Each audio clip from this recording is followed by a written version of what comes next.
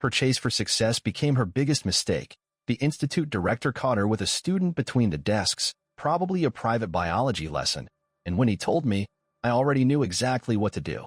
She teaches at a local institute, behavioral science, maybe ethics. I never kept up with the exact titles. She had a way of explaining things that made you feel like she'd figured the world out just a little more than you had. I always admired that in her, the way she spoke, the way she moved through her lectures. I figured we made a good team. I built houses, she built minds. There was no reason for me to doubt her. The first time I met the institute's director, a man named Franklin, was during a spring rainstorm when their main building had a plumbing leak that flooded 2 classrooms. He called my crew on short notice, and I went down myself, took off my jacket, and got on my knees to check the floor damage. We fixed it faster than they expected, didn't overcharge, and I guess he remembered that. He said I was one of the rare people who still took pride in doing the job right even when no one was watching. I thought that was just a compliment and didn't realize he'd remember my face for more than my work. It happened on a Thursday. Franklin asked me to come by the institute, said there was a small wall that needed reinforcing in the west wing. Nothing urgent, just one of those since you're in the area sort of requests. I didn't think anything of it, but when I arrived, his tone was different. He wasn't smiling. He didn't lead me to the wall. He led me to his office. I remember the way he closed the door slowly and then turned toward me with a look I couldn't quite read. It was the kind of look a man gives when he's about to tell you something serious.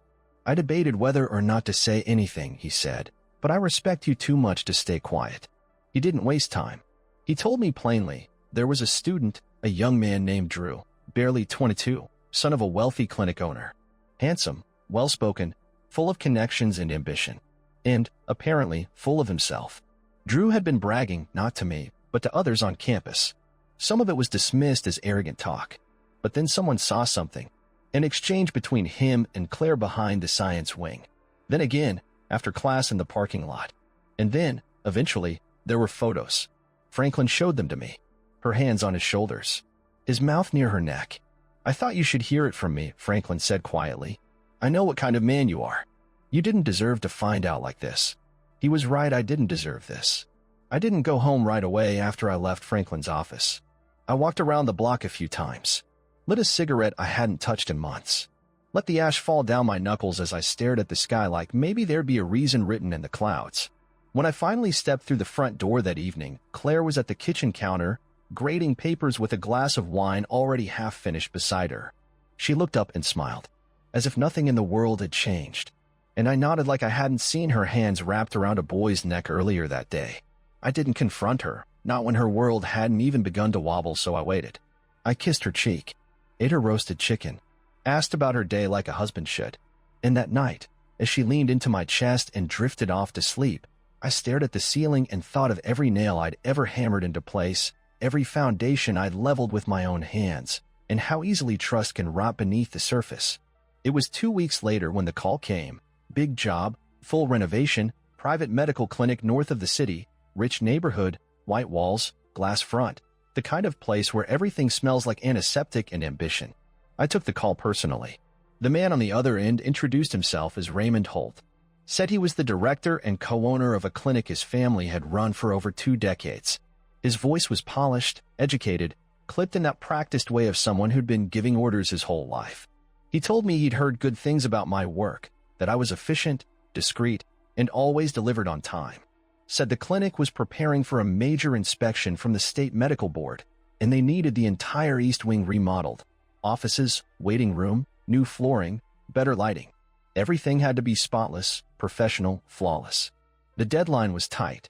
I agreed to meet him the next day to walk through the property. When I arrived, I recognized him instantly from the news articles. Tall, well-dressed, perfect posture, the kind of man who shook your hand with practiced force and made you feel like you owed him something just for standing in his shadow. He led me through the building, explaining the vision. He was proud, but nervous too. You could tell. The clinic was already impressive, but perfection was the only acceptable outcome. His reputation mattered. His name was on every glass panel in the place. I walked the halls, measuring with my eyes. We talked about details, cost, timeline. I told him what could be done, how long it would take, what my crew would need. When we circled back to his office, something caught my eye. A photograph on the wall, framed neatly, taken in better lighting than most family photos ever see. A boy, blonde, tan suit, smiling like the world had never told him no. I'd seen that face before pressed against my wife's collarbone. Raymond caught me staring. My son, Drew, he said proudly, graduated top of his class. Wants to be an orthopedic surgeon. I nodded slowly, keeping the thoughts locked behind my teeth. Nice kid, I said. He smiled. He's sharp, ambitious, good head on his shoulders. Gets that from his mother. I smiled too. You said you'd do anything to make this place shine, I said, shifting the tone slightly. He turned toward me, curious. That's right. I tilted my head. Well, there might be one more favor I'd like, after the job's done. He narrowed his eyes slightly, not suspicious, just intrigued. I'm listening. I looked him square in the face and said, let's finish the renovation first. Then we'll talk. The job took 3 weeks. We worked fast, but clean. No shortcuts, no sloppy finishes. I brought in my best guys, men I trusted, men who didn't ask questions. We stripped the east wing to the bones and rebuilt it from the studs up. New floors, recessed lighting, glass partitions that made the hallway look twice as wide. We even installed touch-free dispensers and a custom marble desk that made Raymond stop mid-sentence the first time he saw it. This, he said, running his fingers across the polished surface, is exactly what I needed. I nodded once. He was in a good mood after that. Smiling, relaxed, shaking hands with everyone, even joked about throwing a party once the state inspector signed off. When the final walkthrough ended and the punch list was clean, he invited me into his office. He poured 2 glasses of scotch from a bottle I recognized but couldn't afford and handed one to me like we were equals, which, for the first time in his life, I think he actually believed. You delivered, he said, raising the glass. On time and better than I asked for. I told you I would. He leaned back in his chair. So, he said, about that favor you mentioned. I didn't drink the scotch, just held the glass and looked him in the eye. I have someone I'd like you to hire, I said. A candidate for your clinic. His eyebrow lifted slightly, but he didn't interrupt. She's highly qualified. PhD in behavioral science. Works in academia, but she's been wanting to transition into private care, something more stable, long-term. He nodded slowly. What's her name? Claire. His fingers twitched slightly around the base of his glass. Claire. Claire Morgan. He repeated it once under his breath, and I could see him working it through in his mind. The name wasn't completely unfamiliar to him, that much I could tell, but he hadn't connected the dots yet. She's your wife. I didn't blink. Yes. Does she know you're asking me? No. I thought it would be better coming as a surprise. He chuckled lightly, assuming it was a favor of love. I let him think so. Well, he said, swirling the amber liquid in his glass, if her credentials check out, and you say they will, then yes. I'll make space. I appreciate that. He smiled, and we shook hands again. What he didn't realize was that Claire's resume was flawless. Her recommendations were glowing. Her research was respected. There was no reason not to hire her, and no reason she wouldn't jump at the chance. I didn't forge anything. I didn't have to. She had spent her entire life building a reputation. I was only going to help her destroy it, one carefully placed appointment at a time. 3 days later, she came home holding a letter in both hands like it was gold. Her eyes were wide. She didn't even close the front door before she started talking. They offered me a position, she said breathlessly. A real clinical advisory role. Behavioral assessments, intake review. I didn't even apply. They reached out. I raised an eyebrow, keeping my face blank. That's so? She laughed. They said someone passed my name along. They need someone immediately. It's a private clinic, incredible reputation, and I'd be working directly with the director. He wants me to start next week. That's great, I said. You must have really impressed someone. She nodded, smiling like the woman I used to know. I think this is going to change everything. And for once, she was absolutely right. The day she started at the clinic, she dressed like it was a second wedding. Hair done in soft curls. Makeup sharp, but not loud.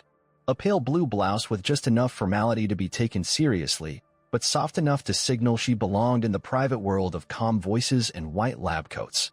She floated through the morning like someone reborn.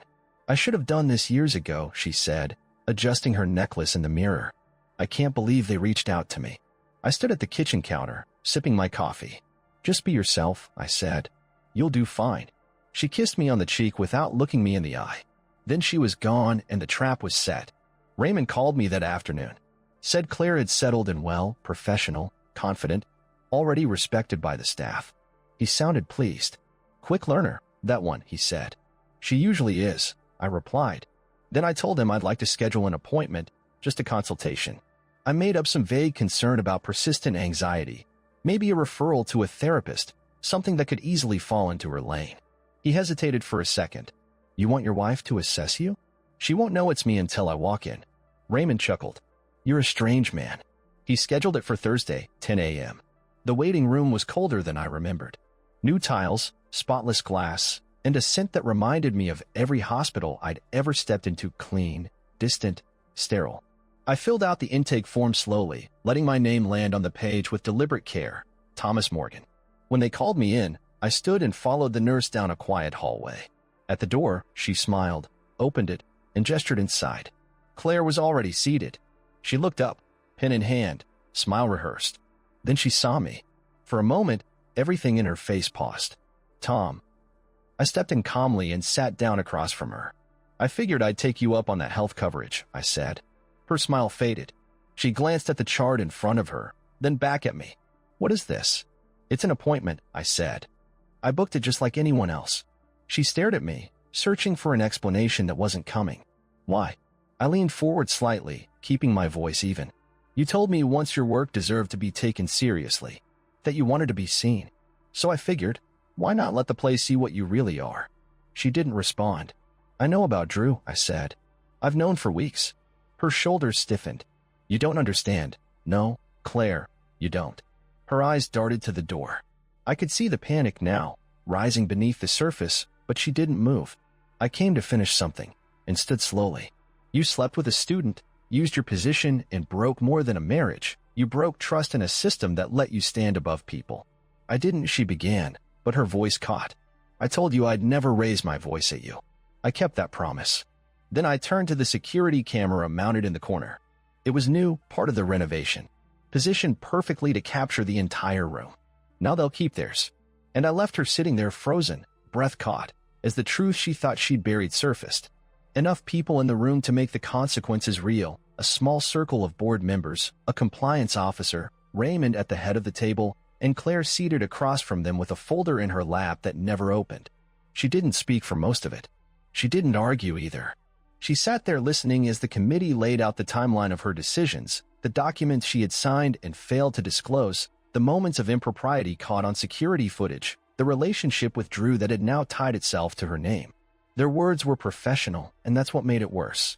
She listened to her own story from someone else's mouth, laid out in policy terms, stripped of emotion, reduced to a violation of trust and procedure. When they brought up the internal memo she helped draft 2 years ago, the very one now used to justify her dismissal, her face didn't flinch, but I could see her fingers tighten slightly around the edge of her chair. The irony was sharp enough to cut, but it didn't end there. Once the clinic concluded its part, Raymond shifted the discussion to her academic record. Her dissertation, completed with partial funding from the Institute's ethics board, was now being reevaluated due to the conflict of interest surrounding her conduct. Irregularities had been found in the documentation, minor, but enough to trigger a suspension of her academic standing pending further review. The letter was printed on official paper. With that letter, her doctorate was frozen. Her credentials invalid in any professional setting until the investigation reached its conclusion, a process that could take months, maybe years. And even then, the outcome was unlikely to be in her favor. The damage wasn't critical, it was administrative, quiet, permanent. When the meeting ended, no one stood with her. There were no goodbyes, no extended glances of sympathy. The others filed out one by one, speaking softly to one another, already moving on to the next item on their schedules. Claire remained seated for a moment longer, her hands resting in her lap, her eyes fixed on the polished surface of the table. Then, slowly, she rose, gathered her things, and walked out the door alone. She didn't see me standing at the end of the hallway, and I didn't stop her. She came home just after sunset. The sound of the keys in the lock was slower than usual, as if each turn of metal was weighed down by something heavier than exhaustion. When the door opened, she stepped inside without saying a word. No announcement, no greeting, just the soft click behind her as she closed it and stood still, like she wasn't sure if she should move forward or turn around and walk back out. I was in the living room, still in my work boots, not pretending to be busy. She stood by the door for a long moment, then finally walked over and set her bag down on the edge of the armchair like she didn't want to fully occupy the room. Her coat was still on, her hair loose around her shoulders, and though her face was blank, her eyes were full of something I hadn't seen in a while: guilt, shame, and silence. The kind that follows after everything breaks. "It's over," she said. I nodded once. I was fired. The clinic, they know everything. "They should," I said calmly. She looked at me, but I didn't offer anything else. I wasn't going to fill the silence for her. She'd lived her life assuming someone always would. She sat down on the edge of the sofa, hands clasped between her knees. Her voice came quieter this time. "They're reviewing my dissertation. I might lose the doctorate. If that happens, I can't teach. Not here, MOT, anywhere." I didn't react. She wasn't telling me anything I hadn't already known for days. She looked down at the floor, her words halting like she didn't know what she was trying to build anymore. I thought, maybe if I was careful, it would pass and no one would notice. But it spiraled. Drew talked too much. The clinic found out. Then the university, and now it's all unraveling. She stopped there, waiting for me to say something, but I didn't. Because what was there left to say? She looked around the room like she was searching for the version of our life that had existed before this. The pictures on the shelves. The faint smell of wood dust from the job I'd been working on that week.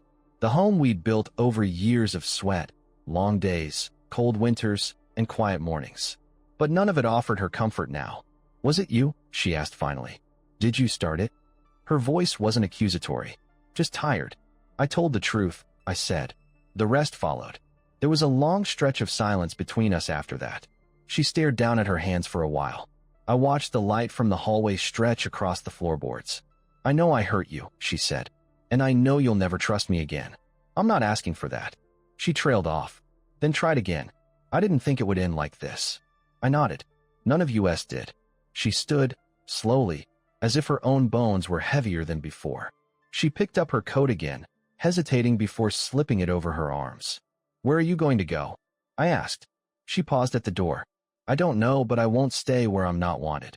She looked at me one last time, not expecting forgiveness, not even asking for it, just taking in the last remaining moment of something we both knew couldn't be put back together.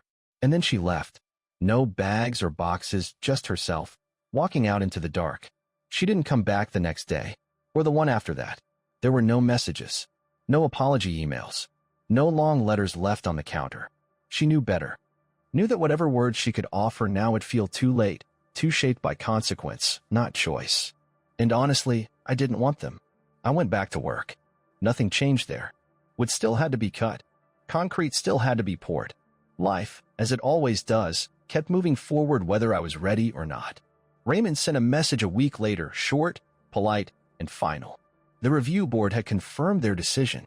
Her credentials were revoked. The university scrubbed her name from the faculty site the same day. People at the clinic talked for a while, quiet whispers in hallways, cautious questions in break rooms. But eventually, even that passed. The institution had its order back. The world, for everyone else, continued like it always had. Only ours had ended. I thought I'd feel more. Rage, satisfaction, maybe even regret. But what settled in over those next few weeks wasn't any of that. It was stillness. I started rebuilding parts of the house on weekends. Small projects. Repainting the hallway, fixing the old drawer in the kitchen, replacing the back door that never quite sealed. It wasn't about distraction. It wasn't even about repair. It was about reminding myself what it feels like to build something with purpose, something that lasts. I got a Bob, my new dog. As for Claire, I don't know where she went. Maybe she stayed with a friend. Maybe she left town. Maybe she's somewhere now, trying to piece together a version of herself that doesn't collapse under its own lies. I don't wish her pain. I wish her clarity. I didn't clean up anything she left behind. Her coffee mug still sat on the shelf. A folded sweater on the chair by the hallway. A stack of unopened letters with her name still printed on them, professional-looking envelopes that probably held titles she no longer had the right to use. I didn't rush to remove her from the space. She made her choices and I made mine. In the end, the difference was simple. Mine didn't collapse when someone looked too closely. Thank you for staying with me. If this story meant something to you, I hope you take one thing with you. Not all endings need applause.